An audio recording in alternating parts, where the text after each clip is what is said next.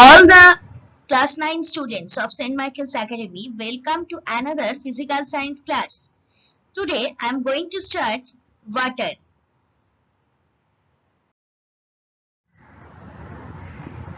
Now, first question is why water is called elixir of life. In your book, there are some points. I know if you will read, you will understand. So simple points has been given in your books. The other thing, overall view of this question I am discussing. Water is a very important natural resource which is required for every activity. It is known as the elixir of life due to its importance in the life of the living organisms. The sources of water are depleting and so there is need to save the reserves.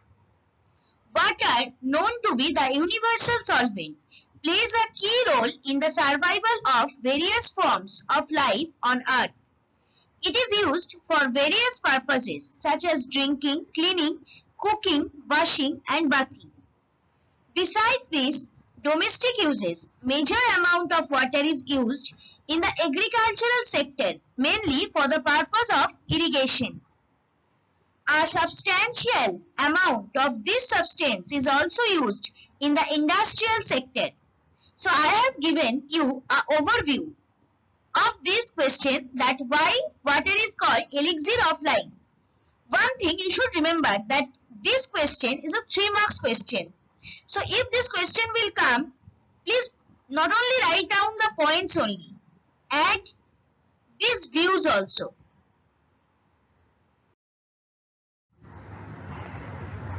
Now, physical properties of water that influenced proliferation and maintenance of life.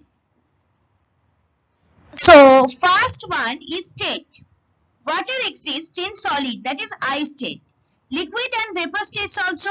Normally, the liquid state provides a medium for life. Next one is specific heat capacity. Already it has been discussed in heat slide. Next one, latent heat of vaporization. It has also been discussed in heat slide. Next one is density. Is 1 gram per cc. Maximum means density of water is 1 gram per cc. Maximum at 4 degrees Celsius. Ice has low density. Water freezes on the surface. So aquatic life can survive in water below, even in winter. That means it is connected with anomalous behavior of water. That has also been discussed in heat chapter. Next one, latent heat of fusion of ice. It has also been discussed. Boiling point. What is the boiling point of water? All of you know, at normal pressure, boiling point of water is 100 degrees Celsius. Normal. The boiling point of water depends on pressure. If the pressure increases, the boiling point increases, and vice versa. Pressure cooker works on this principle. The high boiling point of water helps us to cook our foods.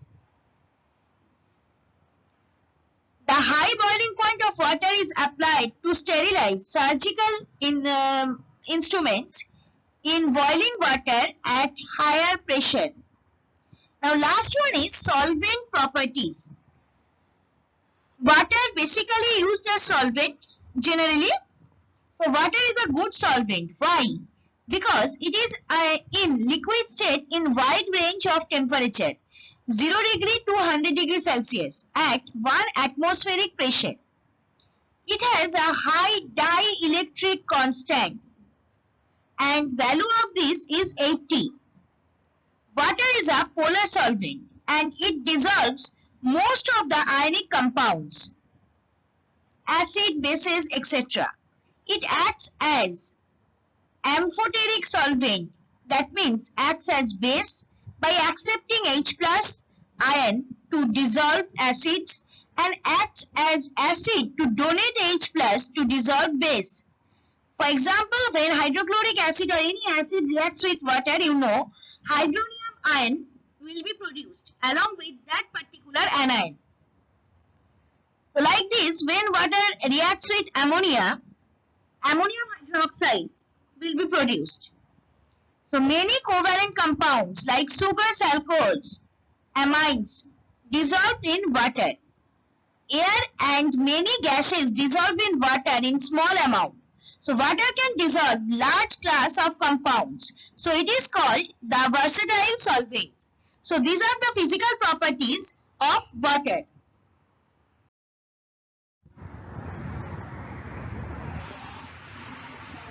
Now surface tension. The tension of the surface film of a liquid caused by the attraction of the particles in the surface layer by the bulk of the liquid, which tends to minimize surface area. Why is the surface tension of water so high? Water has a high surface tension because the water molecules on the surface are pulled together by strong hydrogen bonds that present in water molecule or in the structure of water molecule. Because the molecules are more attracted to each other than the surroundings. However, if you keep adding water, the force of gravity would take over. Now please see the diagram. Because of water surface tension, so high surface tension, that James clip in the first diagram, it is floating on the surface of the water. Next one, water striders can walk on water because of the surface tension of water. That means just think about that. This particular insect is walking on the surface of the water.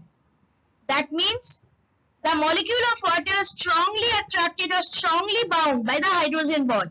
That's why surface tension of water is so high, so that that insect can walk.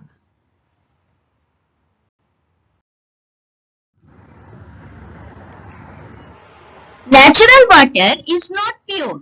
It contains dissolved salts and air. So there are some importance of dissolved matters in water.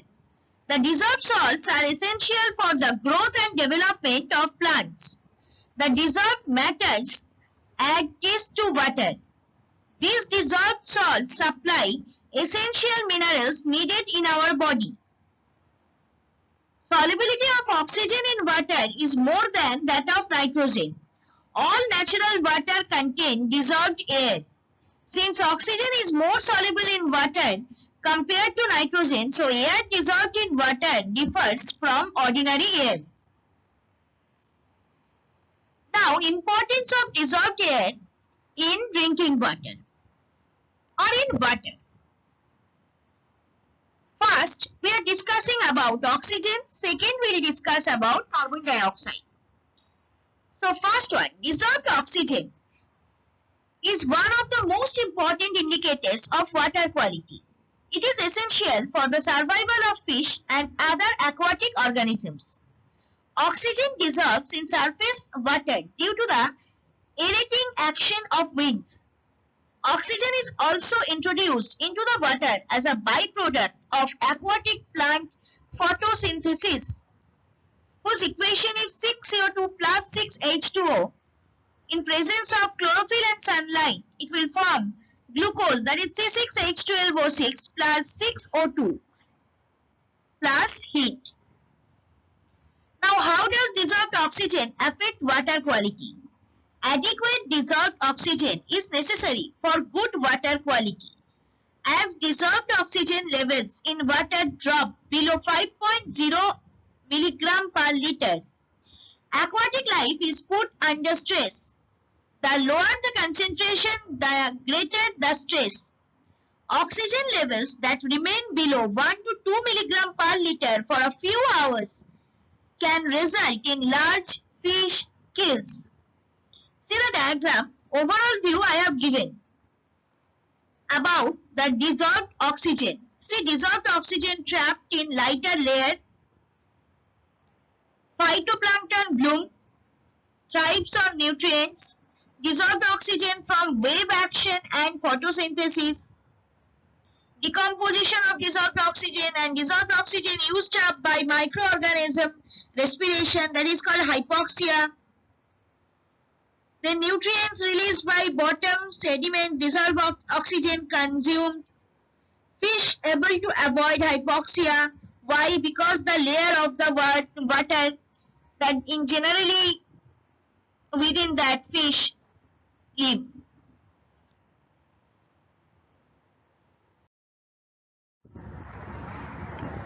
Now, importance of dissolved carbon dioxide in water. Why is carbon dioxide dissolved in water good for aquatic plants? It can dissolve in water 200 times more easily than oxygen. Aquatic plants depend on carbon dioxide for life and growth just as fish depend on oxygen. Plants use carbon dioxide during the process of photosynthesis. So carbon dioxide is one of the most important gases that dissolve in the ocean. Some of it stays as dissolved gas, but most reacts with the water to form carbonic acid or reacts with carbonates already in the water to form bicarbonates. Many plants and animals use the bicarbonate to form calcium carbonate shells. So calcium carbonate, when reacts with carbon dioxide and water, it will form calcium bicarbonate, that is CaHCO3 whole twice. See the diagram. From solar energy, from atmospheric carbon dioxide, dissolved carbon dioxide is dissolved in the ocean or in the water. Carbonate ion produced, organic matter is also produced. After that, carbon storage by sedimentation. So this is the total process. I have tried my best to make you understand. Hope you have understood.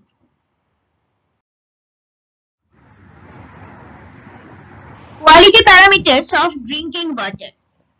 Water with more than 300 milligram per liter of hardness is generally considered to be hard, and more than 150 milligram per liter of hardness is noticed by most people, and water with less than 75 milligram per liter is considered to be soft.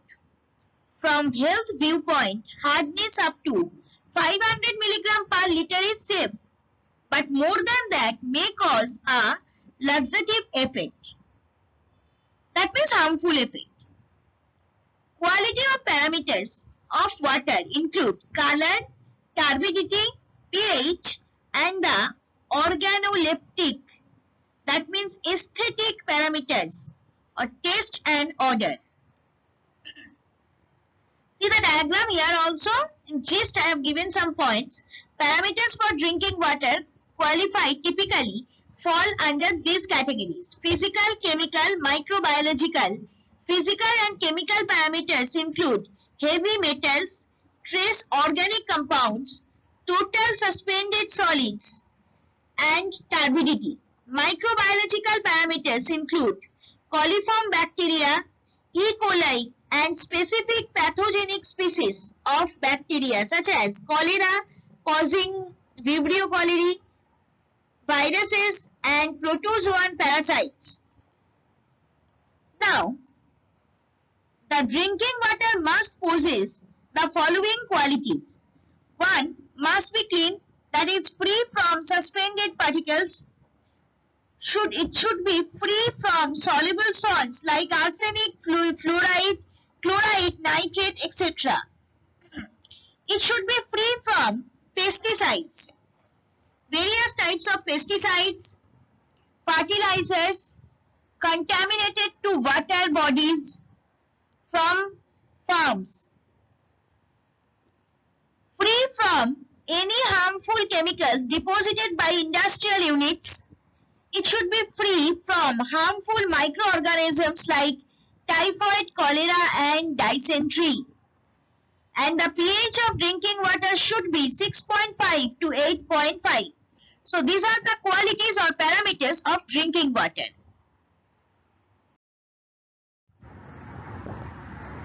Now, potable water. What is this? Potable water is defined as water that is suitable for human consumption, that is, water that can be used for drinking or cooking. The term implies that the water is drinkable as well as safe. Now, a few chemical substances affecting the potability of water and their maximum prescribed limits in potable water I am telling you. Number 1, coliform cell per 1000 milliliter should be less than 5000. Total bacteria count per 100 milliliter is 1 into 10 to the power 6. pH limit 6.5 to 8.5. Dissolved oxygen 6 milligram per liter or 6.0 milligram per liter same. Arsenic 0.05 milligram per liter. Fluorides 1.5 milligram per liter. Fluoride 600 milligram per liter.